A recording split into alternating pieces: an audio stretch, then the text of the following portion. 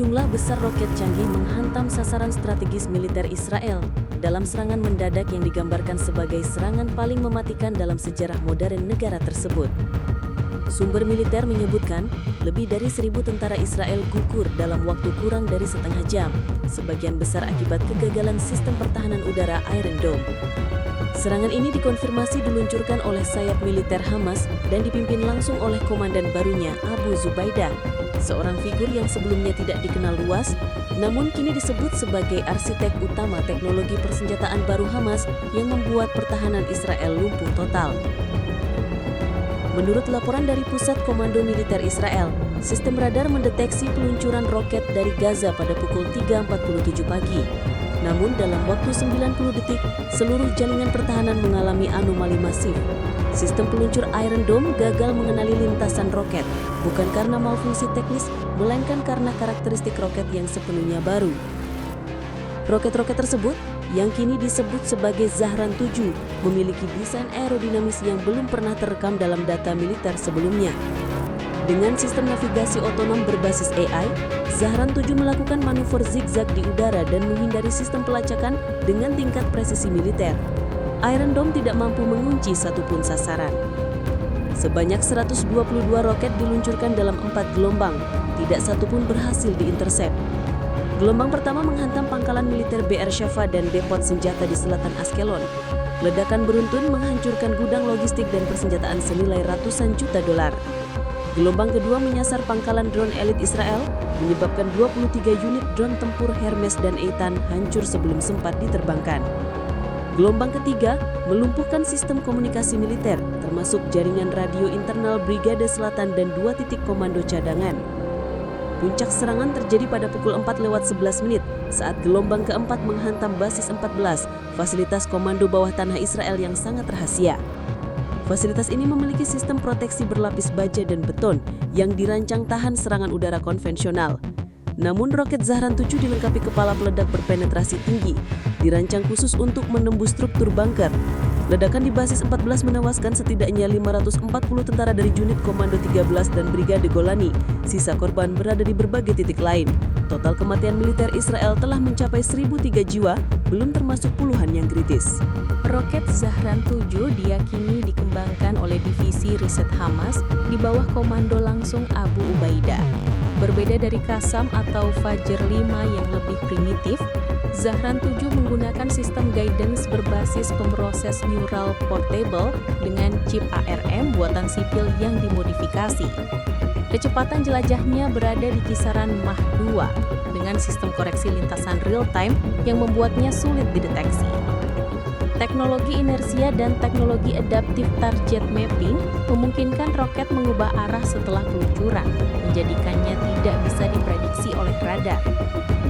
Laporan dari pakar militer Eropa menyebut Zahran 7 sebagai rudal pintar paling berbahaya yang pernah dikembangkan oleh aktor non-negara.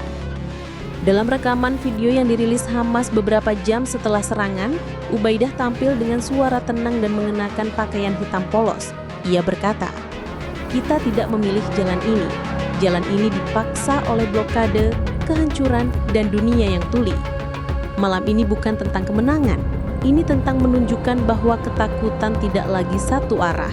Iron Dome selama ini menjadi simbol ketangguhan Israel terhadap serangan roket, namun sistem itu kini menghadapi krisis kepercayaan. Dalam konferensi pers darurat, juru bicara IDF menyatakan bahwa mereka sedang mengevaluasi ulang seluruh protokol pertahanan. Para ahli menyebutkan bahwa sistem pertahanan udara Israel belum pernah menghadapi senjata dengan kapasitas seperti Zahran 7, yakni roket berpemandu semi-otonom dengan kemampuan menghindar dan mengelabui sinyal. Iron Dome didesain untuk roket pendek yang bergerak dalam lintasan balistik standar. Zahran 7 bergerak seperti drone bersenjata dengan misi bunuh diri. Sistem pertahanan saat ini tidak cukup untuk menghentikan teknologi semacam ini. Reaksi internasional muncul hampir serempak.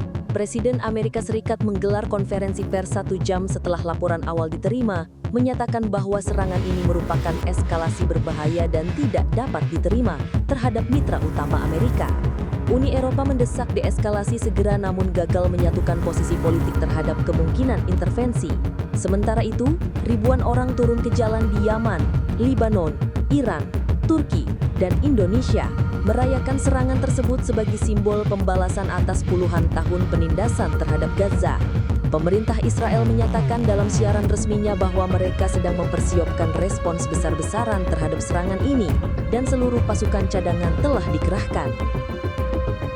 Intelijen Israel menyebutkan bahwa jaringan komando Abu Ubaidah menggunakan metode komunikasi berbasis sistem tertutup non-elektronik, termasuk kode visual, sandi melalui gerakan cahaya, dan bahkan pengiriman pesan melalui drone kecil manual, menghindari sinyal yang bisa dilacak oleh satelit. Hal ini membuat operasi tersebut nyaris tidak terdeteksi, moskan bahwa Hamas diduga masih memiliki minimal 80 unit Zahran 7 yang belum digunakan. Ini menciptakan kekhawatiran baru bahwa serangan tadi pagi hanyalah permulaan, bukan puncak. Sejumlah analis pertahanan mengatakan bahwa Israel kini sedang berpacu dengan waktu untuk memodifikasi sistem pertahanan mereka sebelum roket-roket berikutnya diluncurkan. Hingga sistem penghalau roket yang mampu melawan teknologi seperti Zahran 7 tersedia, wilayah selatan dan tengah Israel dalam kondisi sangat rentan. Di dalam Israel, lebih dari 200.000 warga telah dievakuasi ke shelter bawah tanah. Rumah sakit di Beersheva dan Ashdod penuh. Laporan awal menyebut lebih dari 500 warga sipil luka ringan akibat pecahan bangunan dan ledakan sekunder. Namun, sebagian besar korban berada di kalangan militer. Ini menandai pergeseran signifikan dalam taktik Hamas yang biasanya dianggap menyasar area sipil secara acak. Kini berhasil meluncurkan serangan terfokus dengan presisi tinggi terhadap target militer saja. Untuk pertama kalinya dalam 2 dekade, publik Israel mengalami kekalahan militer bukan dari invasi darat besar-besaran, melainkan dari sistem rudal berteknologi tinggi. Serangan Abu Ubaidah telah menggeser persepsi global tentang siapa yang memegang kendali dalam konflik Israel-Palestina. Dunia menyaksikan bukan hanya kehancuran, tapi juga kelahiran jenis baru kekuatan militer yang tidak dimiliki negara berdaulat, melainkan oleh entitas non-negara, namun dengan kapasitas perang penuh. Tatanan keamanan kawasan berubah dalam semalam. Pihak intelijen menyatakan bahwa peristiwa ini membuka babak baru dalam perang asimetris. Jika Hamas memiliki kemampuan seperti ini, maka pertanyaan yang kini menggantung adalah, siapa lagi yang memilikinya? Jika kamu menyukai konten ini, jangan lupa untuk subscribe dan aktifkan notifikasi.